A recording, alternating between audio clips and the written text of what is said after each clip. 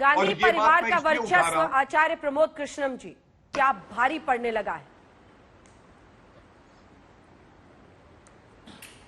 दो विधायक बैठे हुए हैं राजस्थान वाले, आपने सुनी होगी अंजना उनकी जी, दिल की एक बात। तो गौरव भाटिया, देखिए मैं अंजना जी दो तीन बातें हैं इस पे स्पष्ट कर देना चाहता हूं कि जो सचिन पायलट जी के समर्थक बैठे हैं या कांग्रेस के जो भी लोग यहाँ बैठे हैं, हमारे परिवार के लोग बैठे हैं, अब इस बात को लेकर के गौरव भाटिया जी उछल करके बहुत बड़े बड़े हमले कर रहे हैं। पहली बात तो मैं साफ कर देना चाहता हूं कि अपने हक को मांगना बगावत नहीं होती है। सचिन पायलट जी जब राजस्थान प्रदेश कांग्रेस के अध्यक्ष थे 2018 में जब चुनाव हुआ था, तो उसी के साथ साथ मध्य प्रदेश के अंदर कांग्रेस के प्रदेश अध्यक्ष थे कमलनाथ जी, छत्तीसगढ़ में भूपेश बघेल जी थे, और उससे पहले जब पंजाब का चुनाव हुआ था तो कैप्टन अमरिंदर सिंह भी अध्यक्ष थे प्रदेश कांग्रेस के। तो पंजाब में जब सरकार बनी तो प्रदेश अध्यक्ष कैप्टन अमरिंदर सिंह जी को मुख्यमंत्री बनाया गया। छत्तीसगढ़ में जब सरकार बनी तो भूपेश बघेल जी को मुख्यमंत्री बनाया गया। मध्य प्रदेश में जब सरकार बनी तो कमलनाथ जी को मुख्यमंत्री बनाया गया। लेकिन सिर्फ राजस्थान एक ऐसा प्रदेश था कि जिसमें प्रदेश अध्यक्ष को मुख्यमंत्री नहीं बनाया गया। कोई बात नहीं, सचिन पायलट जी ने उसको स्वीकार किया। उसके बाद जब थोड़ी सी शिकायतें हुई, शिकवे हुए और उन्होंने अपनी बात को लेकर के थोड़ा सा विरोध प्रकट किया, तो कांग्रेस नेतृत्व ने, जब अहमद पटेल साहब जिंदा थे, जीवित थे, तो उनको एक जिम्मेदारी सौंपी गई थी। उन्होंने वहां के प्रभारी महासचिव अजय माकन जी और वेणुगोपाल जी मिलकर के आदरणीय सोनिया जी ने एक कमेटी का गठन किया जो उन शिकायतों को सुनेगी, उसका निपटारा करेगी।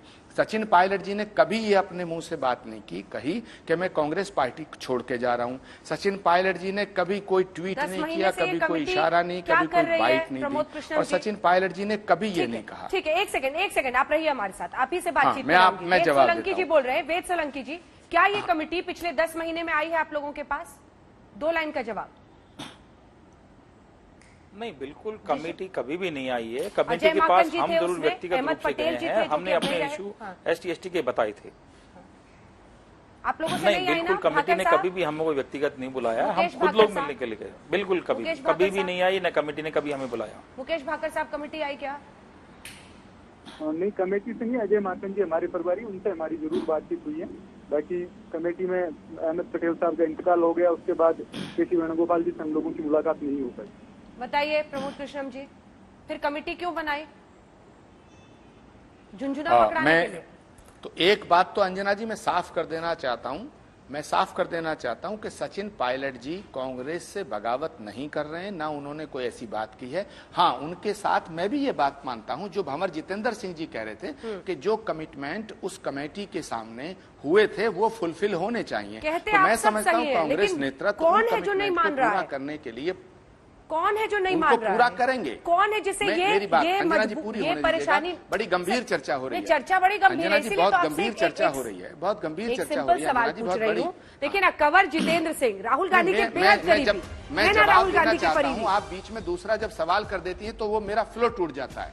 नहीं, फ्लो तो सर आ जाएगा वापस, जब आप सवाल सुनेंगे तो फ्लो आ जाएगा। का जवाब दूंगा, आप फ्लो आपका वापस आ जाएगा। मैं जानती हूँ आपकी बोलने की शक्ति और ताकत। सुनिए मेरा सवाल, मैं ये कह रही हूँ, भंवर जितेंद्र सिंह महासचिव हैं, राहुल गांधी के करीबी हैं। आपको बता दें कि कल का जो कार्यक्रम था दौसा का, वो उन्होंने रद्द कर दिया है कोरोना की वजह से, और जो भी तमाम तरह की अटकलें लग रही थी इसकी वजह से सचिन पायलट ने, कल उनके पिता की जयंती है। लेकिन सुनिए, मैं जो आपसे सवाल पूछ रही हूँ ना आचार्य प्रमोद कृष्णम जी, भंवर जितेंद्र सिंह राहुल गांधी के बहुत करीबी माने जाते हैं, वो भी कह रहे हैं कि उनकी बातें मानी जानी चाहिए। तो 10 महीने तक किस बात का इंतजार कर रहे हैं?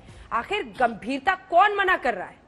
आप नाम लीजिए ना सीधे, कि क्या आपकी मौजूदा अध्यक्षा इस पर कोई फैसला नहीं ले रही है? कौन ढीलासिली कर रहा है? आप भी वही कह रहे हैं, जितेंद्र सिंह भी वही कह रहे हैं, महासचिव है ना भाई?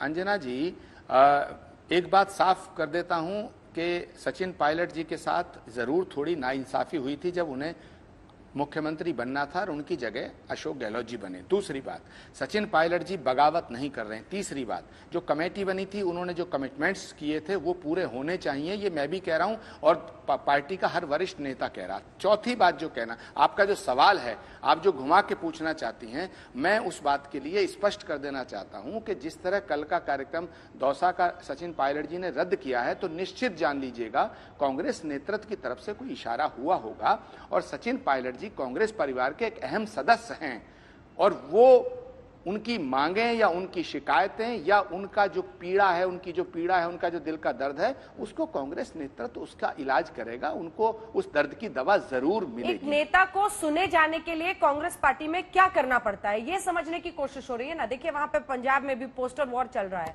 एक पोस्टर इधर से तो उधर से सिद्धू साहब लगा देते हैं। बताइए ना कि कांग्रेस पार्टी में अपनी बात मनवाने के लिए क्या ये लिस्ट जब निकलती है कि ये निकल रहे हैं तब जाकर कुछ बात होता है? आखिर क्यों एड्रेसल नहीं? देखिए हर एक राज्य का, मैं तो आपको सिर्फ समस्या अलग है, हर एक शर्मा राज्य का मसला अलग है। एक सेकंड प्रमोद कृष्ण जी, मैं हेमंत बिस्वा शर्मा का सिर्फ एग्जांपल नहीं देती हूँ, मैं तो ममता बनर्जी तक ले जाने चाहती हूँ पूरी कहानी को।